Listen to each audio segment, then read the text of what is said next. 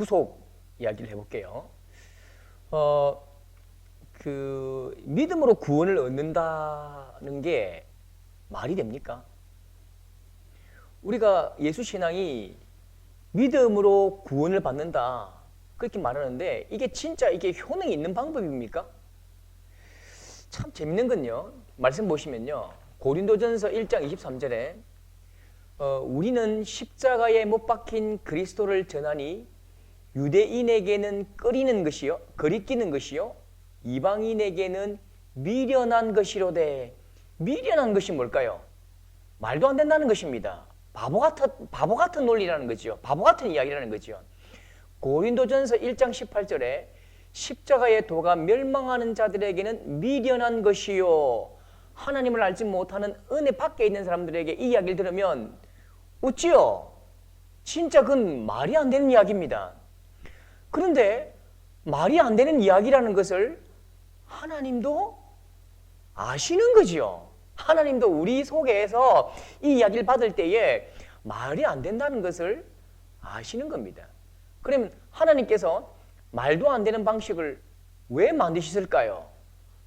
그건 우리가 알지 못하지만 여러분 이 십자가를 믿고 예수 그리스도를 구주로 믿는 것이 여러분 이것이 하나님의 방식인데 이건 우리의 이성과 생각과 논리를 넘어서는 하나님의 사랑의 방식인 거죠. 여러분 이 방식은 말이 안 되는 게 맞습니다. 그런데 이 방식으로 누가 만드셨다고요? 하나님께서 말씀하셨습니다. 하나님께서 작정하시고 하나님께서 이 방법을 말씀하셨고 우리에게 약속하셨기 때문에 이 방식이 최고 오직 유일한 구원의 방법이 되는 것입니다. 여러분 우리의 상식과 우리의 이성과 우리의 논리는요 한계가 있고 폭이 있고 그게 또 말이 돼야 합니다. 여러분 보십시오. 우리 인생은 3차원에서 시간과 공간 속에 갇혀 있잖아요. 그리고 우리가 오감으로 지각하는 것과 우리가 생각하는 것들의 한계가 있죠. 여러분 그것으로서 우리가 얼마나 많은 것들을 알겠습니까? 진짜 우리는 아는 것이 얼마 없는 거예요. 근데 그 큰 하나님의 마음을 우리가 어떻게 담겠습니까? 우리는 하나님의 마음을 알 수 없는 겁니다. 하나님의 사랑을 참으로 알 수 없고 느낄 수도 없지요. 단지 어떻게 한다고요? 하나님께서 우리에게 보여주신 대로 누릴 뿐이라고 말씀하시죠. 누릴 뿐이지요. 자, 그래서 다음 보시면요. 다음 질문 한번 볼까요? 예. 그러면 누구에게 속죄하는가? 우리가 지금 이제 구속이거든요. 구속은 우리가 종되었고 우리가 누구에게 이렇게 종된 상태에서 죄값을 지불하고 속량 대금을 지불하고 그 주인에게서 찾아오는 것입니다. 자, 그러면 우리가 누구에게 속죄한단 말입니까? 예수님은 사탄에게 속죄의 제물이 되셨단 말입니까? 자, 우리가 혹시나 이렇게 배우신 분이 있다면 그건 잘못 배우신 것입니다. 자, 어떻게 배웠냐면 1980년대까지도 저도 그렇게 배웠는데 사탄이 있어요. 내가 죄를 지었기 때문에 사탄이 우리를 탁 잡았단 말입니다. 우리가 사탄의 종이 되었어요. 그러면 이 종의 값을 지불해야 되잖아요. 그러니까 예수님께서 십자가에 달려 딱 돌아가시면서 예수님이 사탄에게 속량 대금을 지불하시고 우리를 부려주셨다. 이렇게 설명하면 은혜는 됩니다만 굉장히 감동적입니다만 굉장히 위험한 논리입니다. 여러분, 하나님은 누구시지요? 만물의 창조주요 주인이요 왕이십니다. 사탄은 누구지요? 사탄은 피조물입니다. 여러분, 사탄은 하나님과 맞서는 관계가 아닙니다. 이 땅의 모든 통치자, 모든 권세와 왕권은 하나님께 있는 것이요. 여러분, 예수님께서 사탄에게 속죄하신 것이 아닙니다. 속죄는 누구에게 해야 합니까? 하나님이시죠. 우리가 누구에게 범죄하였지요? 하나님께 범죄한 것입니다. 우리가 누구랑 멀어졌지요? 하나님과 멀어진 것입니다. 그래서 십자가로 우리의 죄를 속량하시고 속하시고 예수님께서 화목 제물이 되셔서 하나님과 우리 사이에 다리가 되어 주셨고 하나님과 우리 사이에 화목 제물로서 화목케 하셨지요. 하나로 만들어 주신 것이죠. 자, 그러면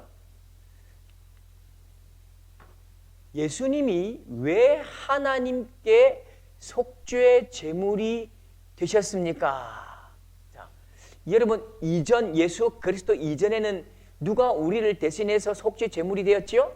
어린 양 짐승이 속죄 제물이 되었지요. 자, 그런데 이제 예수 그리스도께서 어떻게 해요? 많은 사람의 죄를 담당하시려고 단번에 어린 양으로 오셨지요. 어린 양의 제물로 오셨습니다. 그래서 예수님께서 허리에 찔리시고 피를 쏟으셨지만 무엇은 꺾이지 않으셨지요? 다리는 꺾이지 않으셨지요. 예수님과 함께 십자가에 못 박혔던 두 강도는요, 다리를 꺾어버리지요. 왜요? 숨이 붙어있기 때문에. 여러분 이게 3일 정도 계속 십자가에 박히면요, 이 팔로 올렸다가 내렸다가 축 처지면 횡격막에 숨을 못 쉬니까 올리면 그 통증 때문에 고통하고 그렇게 3일씩 버틴다고요. 그런데 예수님께서는 여러분 6시간 만에 숨이 끝내셨죠. 다음 날이 6월절이기 때문에 여러분 이 두 강도는 다리를 꺾어버린다고요. 다리를 꺾어버리니까 이 다리로 못을 지탱할 수 없기 때문에 완전히 몸이 처지는 것입니다. 그러니까 횡격막이 탁 닫혀버리니까 숨을 못 쉬어서 그냥 사망한다고요. 예수님은 십자가 창으로 찔러보니까 이미 그 숨이 끊어지셨기 때문에 더 이상 다리를 꺾지 않으시죠. 근데 사실은요, 다리를 꺾지 않는 이유가 있습니다.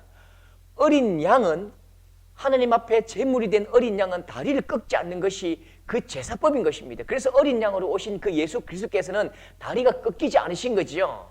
여러분, 그러면 예수님이 왜 하나님께 속죄 제물이 되셨느냐?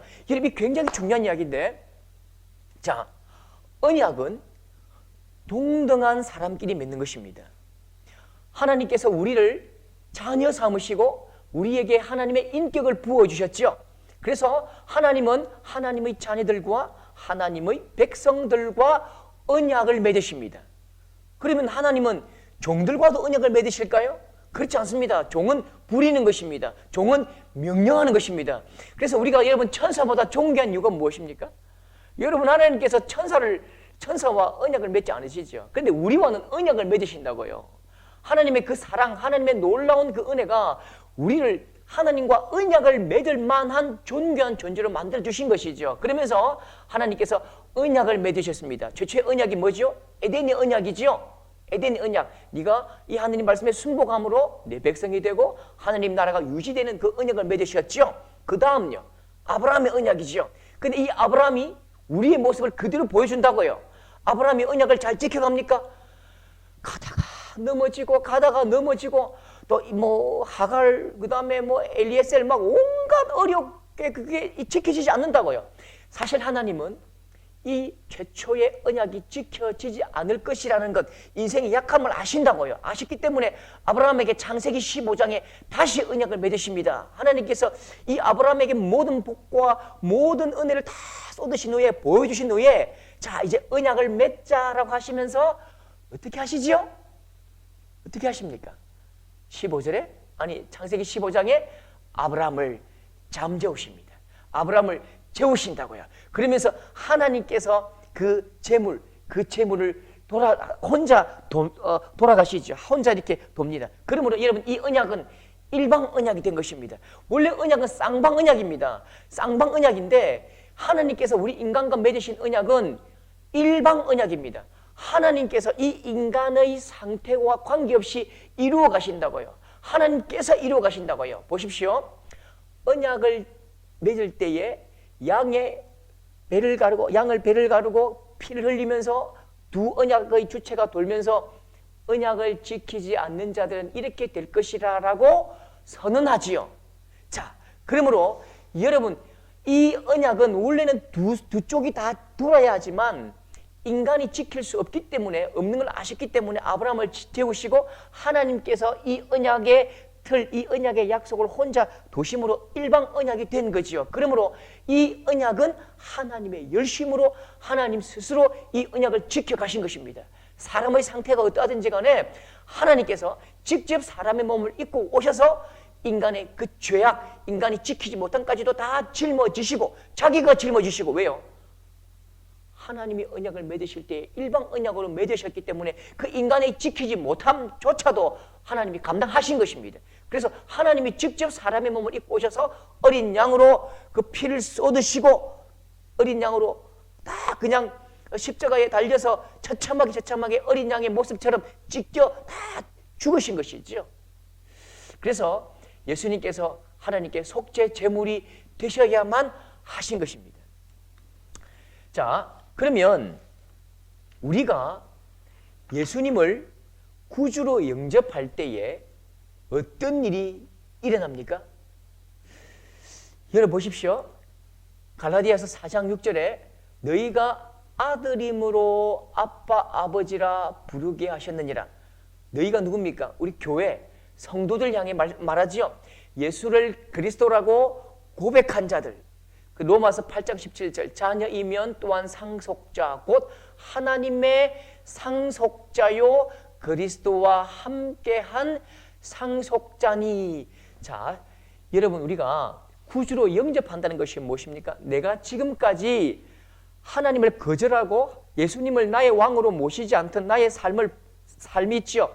내가 주인이 되고 내가 가지고 있는 것이 주인이 되던 그 삶을 포기하고 내 속에, 내 삶 속에, 내 전인격 속에 누구를 모신다고요? 예수님을 나의 왕으로 모시는 것입니다. 그러면 나는 하나님의 백성이 되고 오직 왕은 누구십니까? 하나님께서 예수께서 왕이시고 하나님께서 주실 하나님의 나라가 있다면 내가 곧 하나님의 나라인 것입니다. 그리고 내가 하나님의 자녀가 된 것이죠. 하나님의 나라의 상속자가 된 것이죠. 그래서 여러분 구원은요. 자, 우리의 구원은 존재의 문제입니다. 다시 이 땅의 많은 종교에 있어서 구원은 행위의 문제입니다. 내가 신이 원하는 기준까지 행함으로 내가 신이 기뻐할 만한 선을 행하고 내가 공을 들임으로 그렇게 행동 때문에 신이 기뻐해서 구원을 베푼다. 여러분 이게 다른 일반적인 종교의 논리라면 여러분 우리가 가지고 있는 복음의 독특함, 남다른 그 특별함이 뭐냐면 구원은 하나님의 은혜인데 오직 이것은 우리의 공로는 하나도 없는 거예요. 우리 행위로는 절대로 하나님의 구원에 이르지 못한다고요.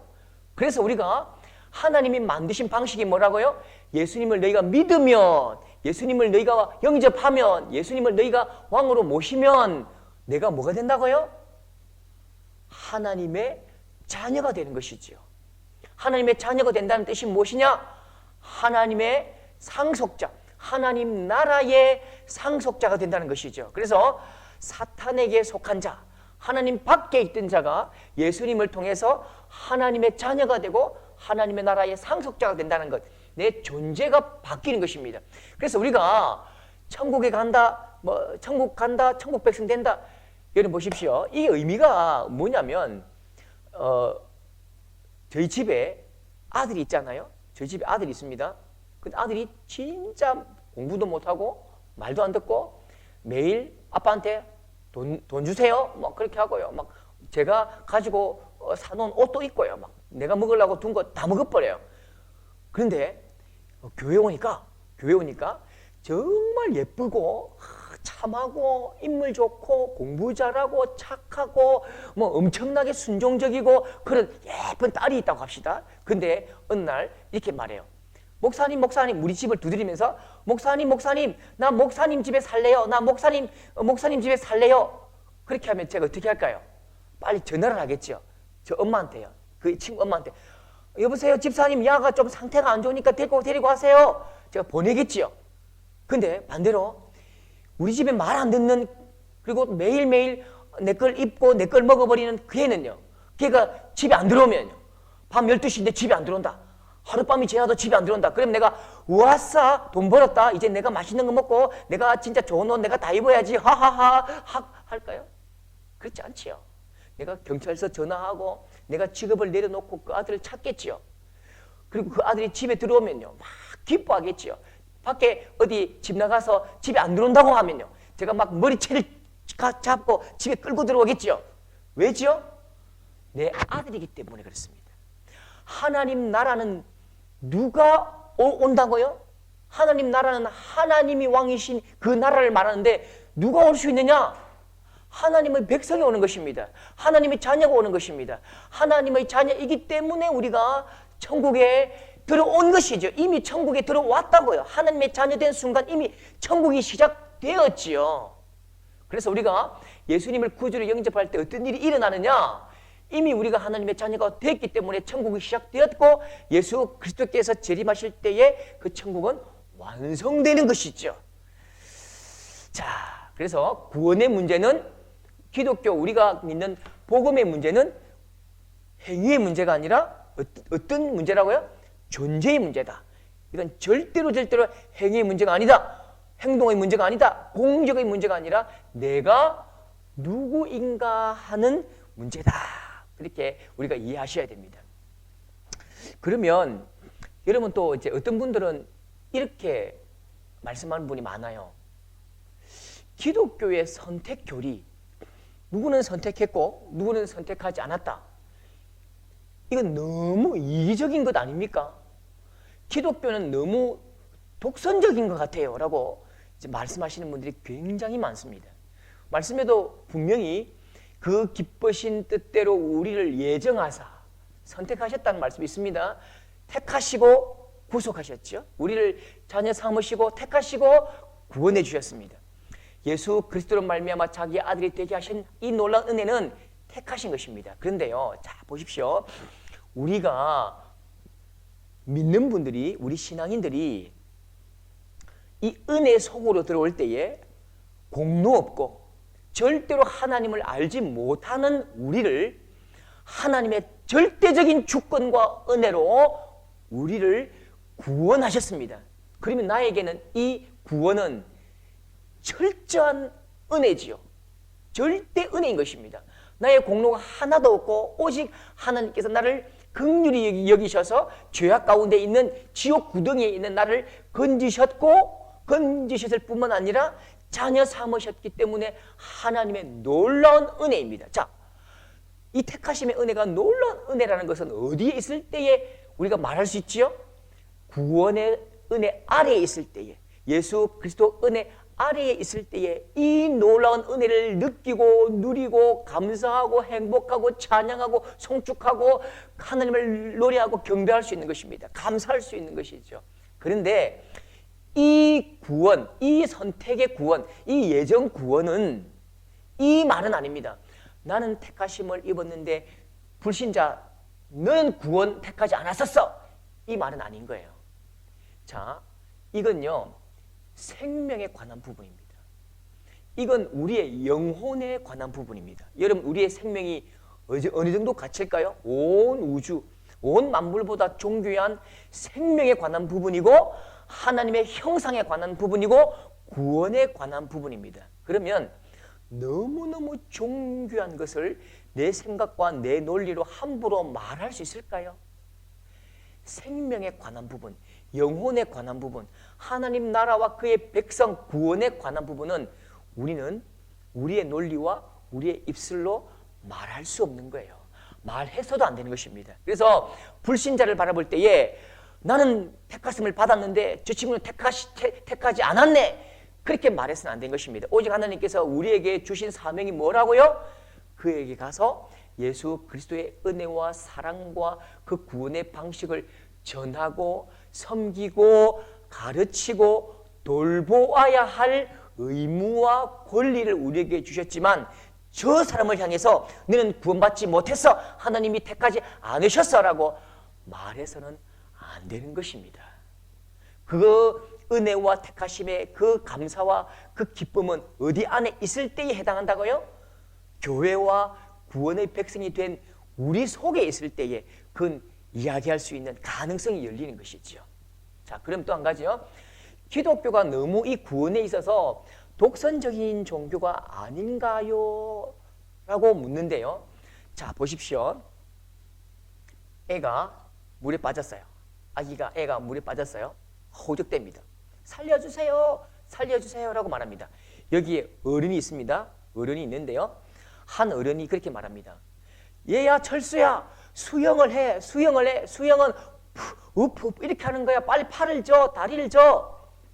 한 어른은 철수야, 이거 받아라 하고 튜브를 팍 던집니다. 이거 꼭 잡아. 한 어른은 밧줄을 던지겠죠. 밧줄을 탁 던지면서 이걸 잡고 나와, 이걸 잡고 빨리 나와. 한 어른이 그냥 막 옷을 입은 채로 팍 물속으로 들어갑니다. 막 수영에 들어가서 옷을 입은 채로 말합니다. 철수야, 전부 놔라. 밧줄 놔라. 수영도 하지 마라. 튜브도 놔라. 너는 내 목만 잡아라. 내 목만 잡고 나와라. 내 목만 꼭 잡고 있어. 하고 이 어른이 이 아이를 데리고 나옵니다.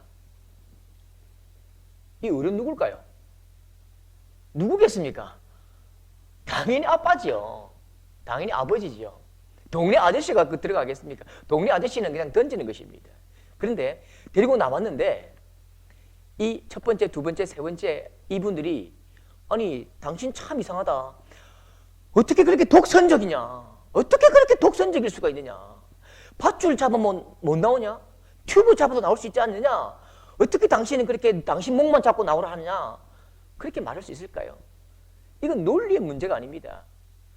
이건 사랑의 문제지요. 아버지는 들어가는 것입니다. 여러분, 어떤 신이 그 자기가 만든 백성들의 죄를 속하기 위해서 그 죄 속으로 가장 악한 그 속으로 사람 속으로 낮고 찬한 모습으로 오셨지요. 그리고 그 사람에게 침뱉음을 당하시고 가장 낮고 찬한 모습으로 빨가벗긴 채로 십자가에 달려 돌아가시고 그를 누가 구하겠습니까? 여러분, 보통 신문에 기사에 보면 그렇잖아요. 아버지가 아들이 빠진 상황에서 아버지가 들어가면 아버지는 100% 죽어 나오잖아요. 그거 똑같습니다. 여러분, 이게 사랑이라는 것은 원래 독선적인 거예요. 사랑이라는 속성 자체가 독선적입니다. 사랑은 누구와 나누는 것이 아닙니다. 사랑은 독선적인 것입니다. 그리고 오직 구원의 방법에 있어서는 예수 그리스도 하나님의 사랑은 독선적인 것이고 이 방법만이 살 길이기 때문에 내 목만 잡아라. 오직 십자가만 붙들라 하고 이 우리를 건져내신 거지요. 그래서 기독교 우리 예수 신앙은 독선적인 종교가 아니고요. 지독한 사랑의 종교입니다. 지독한 사랑의 복음이지요. 그래서 여러분, 기독교는 사랑의 종교라고 말할 때 아이고 형제님 사랑합니다. 자매님 사랑합니다. 그걸 말하는 게 아닙니다. 이 사랑은 어떤 사랑이지요? 하나님의 사랑. 상상할 수도 없고 생각할 수도 없고 논리적으로 말도 안 되고 이성적으로 판단도 안 되고 만져지지도 않고 설명도 안 되는 지독한 아가페의 사랑. 그게 하나님의 사랑이지요. 그 사랑의 복음, 사랑의 교훈, 사랑의 종교, 그 사랑 때문에 기독교를 여러분 사랑의 종교다 그렇게 말하는 것입니다. 한 가지 더 질문해 볼까요? 우리가 이제 회복 기독교 세계관의 기둥이 뭐라고요? 창조, 타락, 구속인데 구속 속에는 여러분 네 가지라고 이야기해도 됩니다. 회복, 창조, 타락, 구속 속에 회복이 들어가는데 회복이란 말을 우리는 지금까지 종말이라는 말을 썼어요. 종말, 마지막 때에 어떤 일이 일어납니까? 여러분 이 회복의 이야기를 잘 해야 합니다. 여러분 우리가 종말이라고 말을 하면 어떤 느낌이 듭니까? 지구가 폭발하고 지구가 파괴되고 이제 그런 생각이 들지요. 절대로 그렇게 생각하면 안 됩니다. 옛날 우리가 어릴 때에 배울 때에 하나님께서 이제 노아에게 심판하신 후에 무지개를 걸어두시고 다시는 이렇게 심판하지 않겠다 하시고 이제 무지개를 걸어두시죠. 그러니까 어떤 분들은 이제 물로 심판하지 않으니까 불로 심판한다. 요한계시록 봐라. 불이 하늘에서 떨어지지 않느냐라고 이야기를 하는데 그렇게 말씀하면 안 됩니다. 예. 물로 심판하지 않겠다는 뜻은요. 불로 심판하겠다는 뜻이 아닙니다. 여러분 심판은요. 예수 그리스도의 오심이 심판입니다.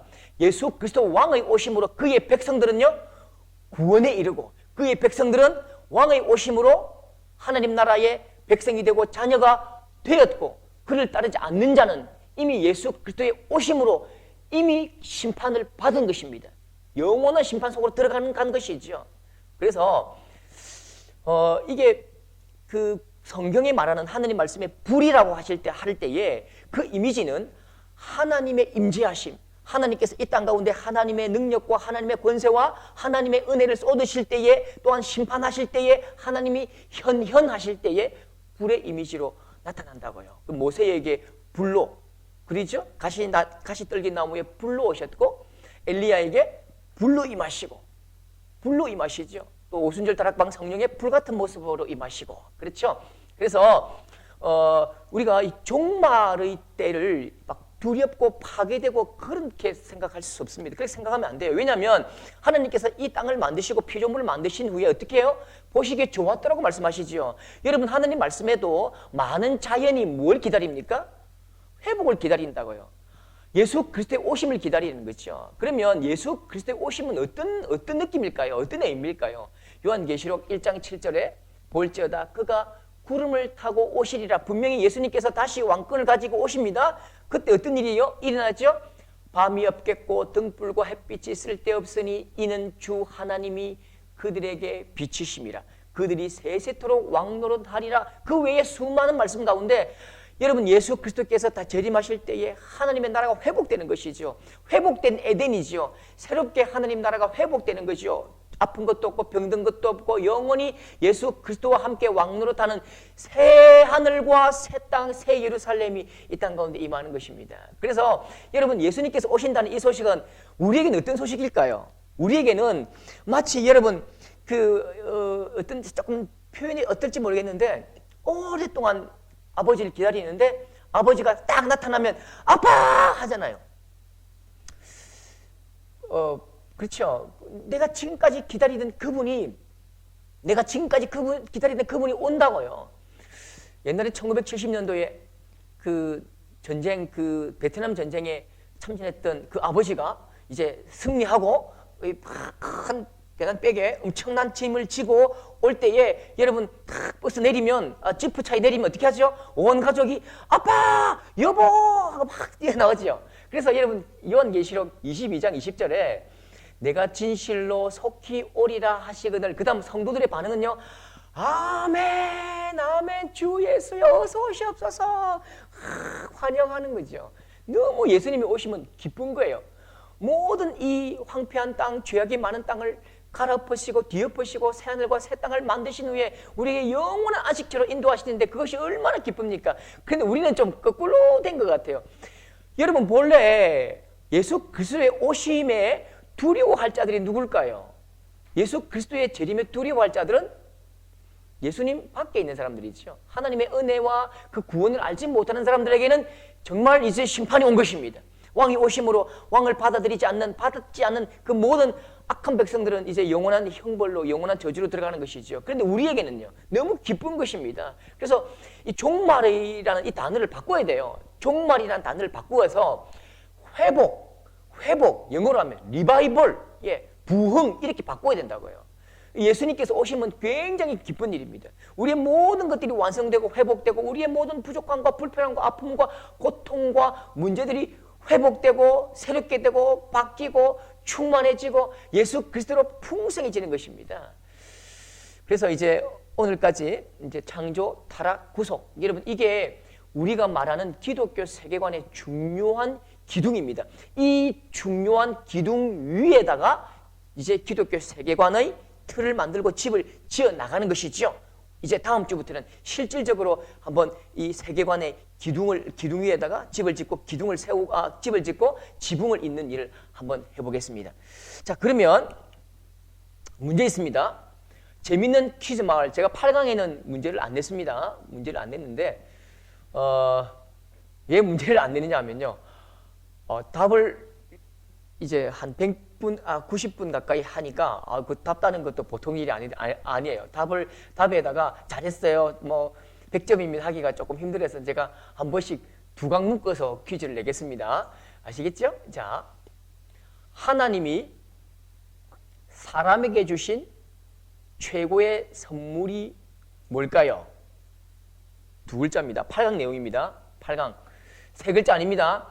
자, 에덴 동산의 안전장치로 주신 선악과가 있죠. 예, 그것도 에덴 동산의 아담과 하와에게 주신 선물입니다. 왜요? 하나님과 사람 사이에 언약이 파괴되지 않도록 안전벨트를 딱 두셨죠. 그게 선악과라면 하나님께서 사람에게 주신 최고의 선물, 최고의 선물, 예, 사람을 만드실 때에 그 속에 주셨지요. 그것 때문에 우리가 굉장히 존귀한 존재가 되었고 하나님이 그렇게 우리를 대우하신다고요. 아시겠죠? 두 글자. 그 다음 예수님은 누구에게 속죄 제물이 되셨습니까? 아시죠? 우리가 누구에게 죄를 범하였죠? 우리가 사탄에게 죄를 범한 게 아니죠. 우리가 사탄에게 죄를 범한 것이 아닙니다. 우리는 그죠? 저 한 분에게 죄를 범하였고 저 한 분과 멀리 됐죠. 예. 3번 본 강의에서 종말이라는 단어를 어떤 단어로 바꾸어야 한다고 합니까? 두 글자입니다. 그죠? 영어로 리바이벌 이렇게 되죠. 자, 새로운 에덴으로 이렇게 회복되는 거죠. 예, 두 글자입니다. 자, 그러면 오늘 9강 마치고 10강 때 다시 뵙겠습니다. 감사합니다.